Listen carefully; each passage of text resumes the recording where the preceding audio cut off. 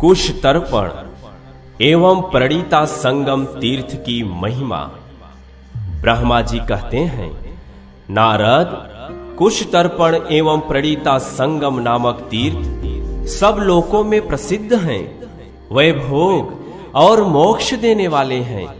मैं उनके पापहारी स्वरूप का वर्णन करता हूँ। सुनो, विंध्य पर्वत के दक्षिण भाग में सहय नामक महान पर्वत है।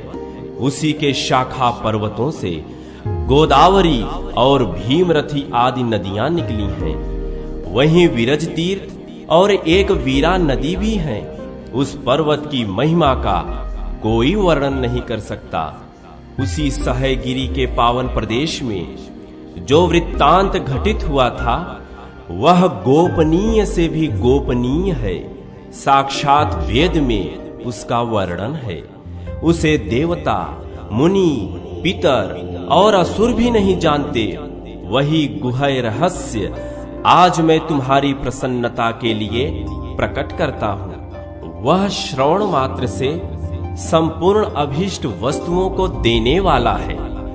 जो अव्यक्त एवं अक्षर परमात्मा है, उसे परम पुरुष जानना चाहिए।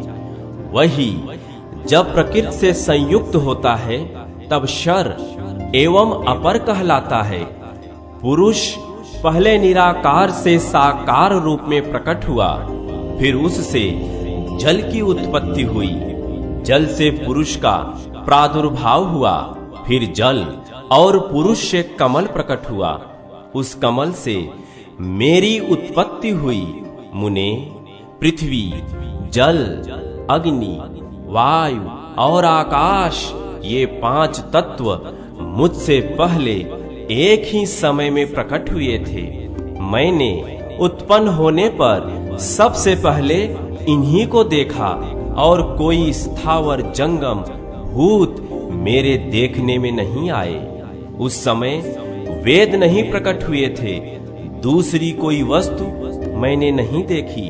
अधिक क्या कहूँ। जिनसे स्वयं मेरी उत्पत्ति हुई, उनको भी मैं न देख सका। उस समय मैं मौन बैठा था। इतने में ही उत्तम आकाशवाणी सुनाई दी, ब्रह्मन, तुम स्थावर और जंगम जगत की सृष्टि करो। नारद, यह आकाशवाणी सुनकर मैंने कहा, कैसे सृष्टि करूंगा, कहां सृष्टि करूंगा और किस साधन से इस जगत की सृष्टि करूंगा। आकाशवाणी ने पुनः उत्तर दिया, ब्रह्मन, यज्ञ करो, इससे तुम्हें शक्ति प्राप्त होगी। यज्ञ ही विष्णु है, यह सनातन श्रुति का कथन है। यज्ञ करने वालों के लिए इस लोक और परलोक में कौन सी वस्तु असाध्य है। मैंने फिर पूछा, कहां और किस वस्तु से यज्ञ करूं।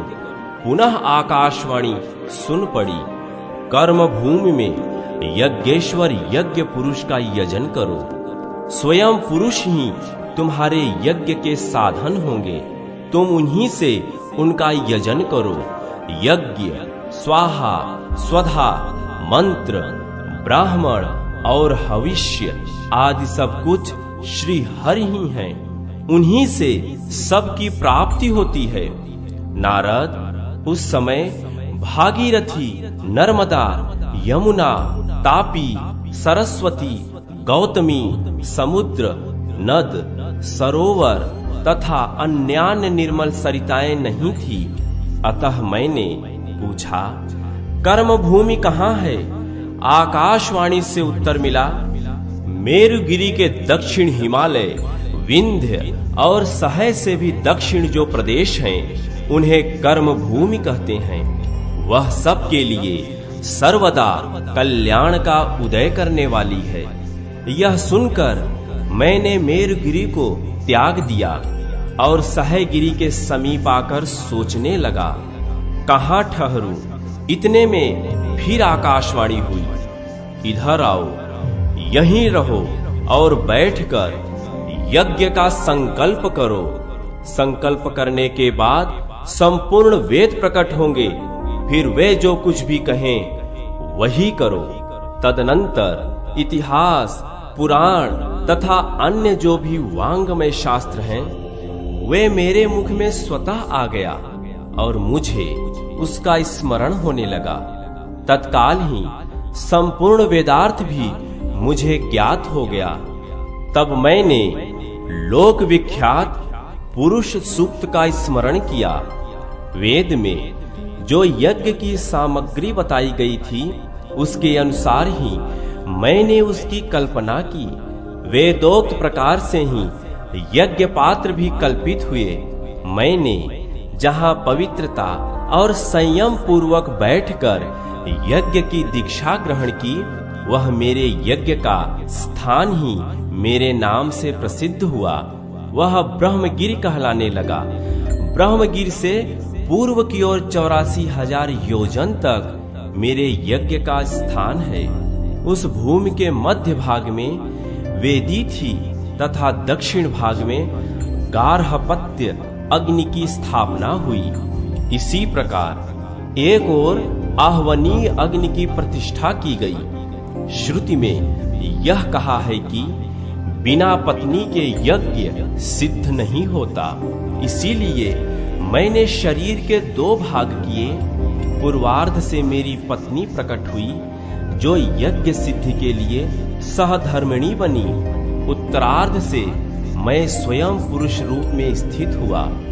श्रुति भी कहती है, अर्धो जाया, यानी पत्नी आधा अंग है। नारद, मैंने वसंत ऋतु को उत्तम घृत बनाया, ग्रीष्म से ईंधन का काम लिया, शरद ऋतु को हविष्य बनाया, वर्षा को कुश के स्थान में रखा। 7 छंद 7 परिधि हुए। कला, काष्ठा और निमेष, ये जो क्रमशः समिधा, पात्र और कुश माने गए, जो अनादि और अनंत काल हैं, वही यूप के रूप में कल्पित हुआ। इसके बाद पशु बांधने के लिए रस्सी की आवश्यकता हुई।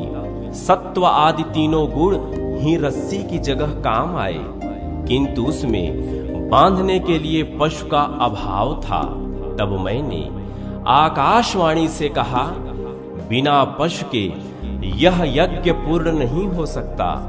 उत्तर मिला, पुरुष सूक्त से परम पुरुष की स्तुति करो। बहुत अच्छा कहकर मैंने अपने जन्मदाता देवाधि जनार्दन का भक्ति पूर्वक पुरुष सूक्त के मंत्रों द्वारा स्तवन किया। उस समय फिर आकाशवाणी हुई, ब्राह्मण, तुम मुझे ही पशु बनाओ। मैं समझ गया ये मेरे जन्मदाता अविनाशी पुरुष हैं। मैंने त्रिगुणमयी डोरियों से कालयूप के पार्श्व भाग में उन्हें बांध दिया। सबसे पहले प्रकट हुए पुरुष रूपी पशु को, जो कुशों पर विराजमान थे, प्रोक्षण किया। इसी समय पुरुष से ये सब वस्तुएं प्रकट हुई। उनके मुख से ब्राह्मण, भुजाओं से क्षत्रिय, मुख से इंद्र और अग्नि, प्राण से वायु, कान से दिशाएं तथा मस्तक से संपूर्ण स्वर्ग लोक की उत्पत्ति हुई। मन से चंद्रमा, नेत्र से सूर्य, नाभि से अंतरिक्ष, दोनों जांघों से वैश्य और चरणों से शूद्र तथा पृथ्वी का प्राकट्य हुआ। रोमकूपों से ऋषि और केशों से औषधियां प्रकट हुई। नखों से ग्रामीण तथा जंगली पशु हुए।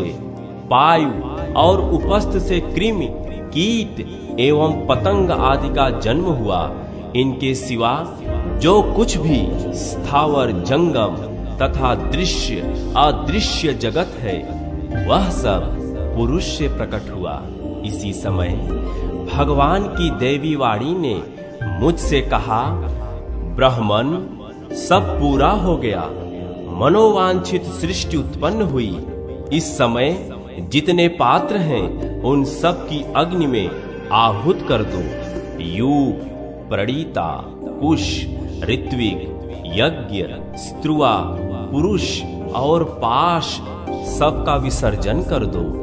आकाशवाणी की इतना कहते ही मैंने क्रमशः गार्हपत्य, दक्षिणाग्नि तथा आहवनीयाग्नि में हवन किया।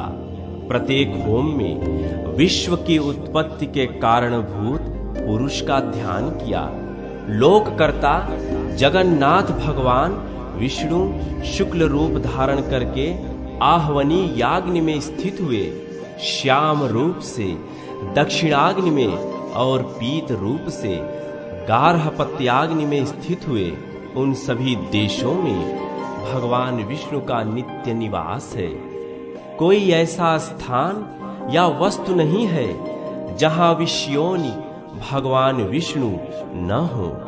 उस यज्ञ में मंत्रों द्वारा मैंने प्रणीता पात्र का भी संपादन किया था। वह प्रणीता का जल ही प्रणीता नदी के रूप में परिणत हुआ। फिर कुशों से मार्जन करके प्रणीता का मैंने विसर्जन कर दिया था। मार्जन करते समय जो प्रणीता के जल की बूंदें इधर उधर गिरी, वह गुणवान तीर्थों के रूप में प्रकट हुई। वह तीर्थ स्नान करने से यज्ञ के फल देने वाले हैं। देवाधिदेव भगवान विष्णु ने जिसे सदा सुशोभित किया है, वह गौतमी वैकुंठ धाम पर पहुंचने के लिए सीढ़ियों की पंक्ति है। सम्मार्जन करने के बाद जहां कुश इस पृथ्वी पर गिरे थे, वह स्थान कुश तर्पण नामक तीर्थ हुआ, जो बहुत पुण्य फल देने वाला है।